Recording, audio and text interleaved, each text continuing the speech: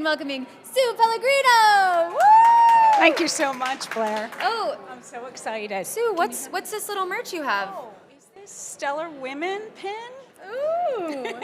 How has Fest been treating you so far? It's my first Fest, and I've had a blast. I've definitely had a blast. I've met so many people in person, and it's just so nice to connect with people. It's amazing, and so many people know you. At the Stellar Women Happy Hour, people were flocking to you, Sue. But I have to ask the question I'm asking everyone. What charity will you be supporting with your Benevity gift card?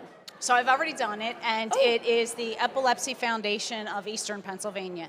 It's near and dear to my heart. My sister has epilepsy, and specifically to the Camp Achieve. Camp Achieve is a medical camp for kids with epilepsy.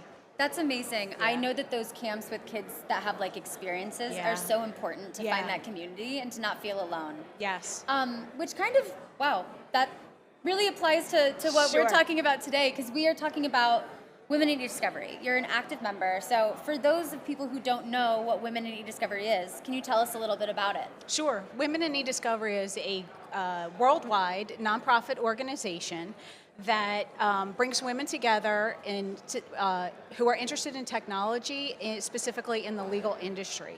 It provides education and networking opportunities.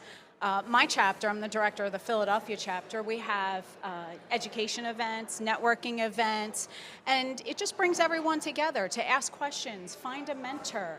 We learn, we have fun, and it's just a safe space. Oh, I love a safe space. How did you get involved with Women in E? So I've been a member since 2018, and my company Everest Discovery sponsored one of the first events, being onboarded, let's say, and it's a funny story. I had no intentions of running for the board. I met a colleague through some team members, and she said to me, "I think you would be really great as the director," and I was, no way, I'm not interested, I don't have time, I'm so busy.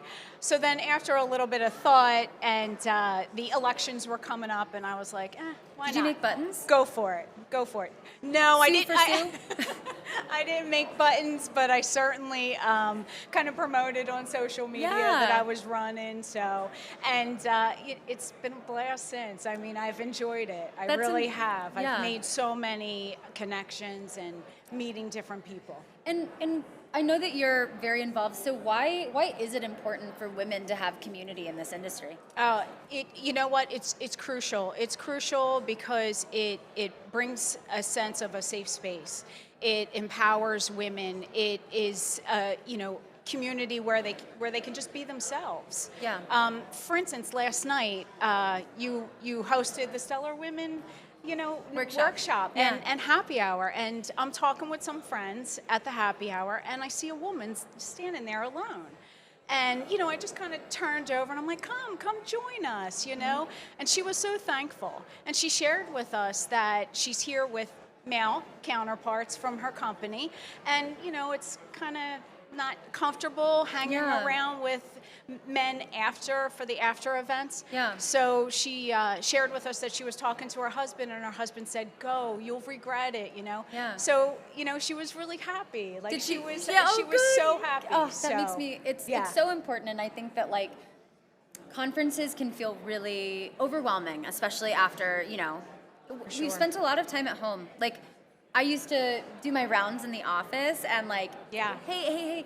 And it's a different kind of social battery that we're working with now. And so I think it's so important for everyone to know that if you're ever at a Relativity event, that you have a built-in community, Stellar Women, if you are feeling like you need a buddy, if you're feeling like you need to vent, maybe a Band-Aid, maybe you've got a blister. Like I carry around all of that stuff because it's like there's just something about having like a female like bestie in the industry. And speaking of one, it's so crazy when people are like, Do you know Sue? I'm like, yeah, Sue and I wrote an article together. I got her life story. So Nicole did that, and I was like, yeah, I know Sue. So you connected with Nicole Tenio through this community, right? Actually through another event, NAMWOLF, and I met her a year ago this September, 2 hotels over for the NAMWOLF conference. Our tables were next to each other. We got talking, just little small chit chat first about business, and then as the conference went on, just a little bit more. We were both with our male counterparts, our male team members, and jonesing for like a girls' night. Yeah. So we ditched them. We went to dinner, and we just hit it off. We call each other sister from another mother. Yes, sisters from another mister. I love it. Yeah. So, yeah. What is the power of support? What has that done for you in this industry? I'm here. This is so nerve-wracking, right? So you don't seem nerve-wracked. Yeah, no, it got me out of my shell. I would have never thought to do something like this. Thank you for, kind of calling me and saying, hey, listen, would you like to do this? I did my breathing exercises this morning that I learned in the workshop yesterday. So that's amazing. Yeah, just that. I do want to take a moment and talk a little bit about how Everest is kind of changing the game when it comes to representation for women in technology.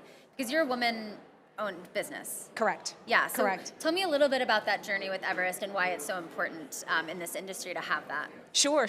So I acquired the company in 2017. It's been in existence since 2005. And, I just wanted to support more women. It's a male-dominated industry. Yeah. I was looking for groups and organizations that I could join and, connect with other women business owners, connect with just other women in the industry. Yeah. Find out what they're doing, their takes, their insights, their experiences. And I think it just helps all around when people can share like that. Yeah, and I think it's so important that you're representing like a woman-led business. You're just like, it's so cool, and it's such a distinction that Everest has that I think really sets you apart because it shows that you're walking the walk when it comes to DEI. Sure. You could be a woman business owner and just sit behind the scenes too, but true. So Sue, how do people get involved in Women in Discovery? Super easy, super simple, and it's free. Just go to womeninediscovery.org, not com. It's a non-for-profit. Yeah, it's a non-for-profit. Couple steps, click on Join We, and find a local chapter. And if anyone wants to join the Philadelphia chapter, connect with me on LinkedIn. And then, Sue, how can people find out more about Everest Discovery? www.everestdiscovery.com, and you can follow me on LinkedIn too. So. And I would also recommend, if you look on our Relativity blog, we did a really amazing article like 2 years ago? 2 years ago. 2 years ago about Sue's journey, about that representation, and it gives a deep dive into Sue that we couldn't get into in 10 minutes, but give it a read and connect with Sue. She's been such an amazing part of my community, and I thank you so much. Can I just give one shout out for the Women in eDiscovery Southern California group? Yes, October 7th? Yes, October 7th. So it's the SoCal Tech Show. Apologies, it's not my event, You're on the East but Coast. yeah, it's in Irvine, California. Again, if you go to womeninediscovery.org, click on events, you can register for it. It's October 7th. Yes, and Erin Tameen from Relativity is heading that up. So if you have any questions, feel free to reach out to her or Sue or the Women in eDiscovery support line as well. Yeah. Awesome. Thank you, Sue, for being here. Thank you so much. I appreciate you. it. Bye. Thanks, Sue.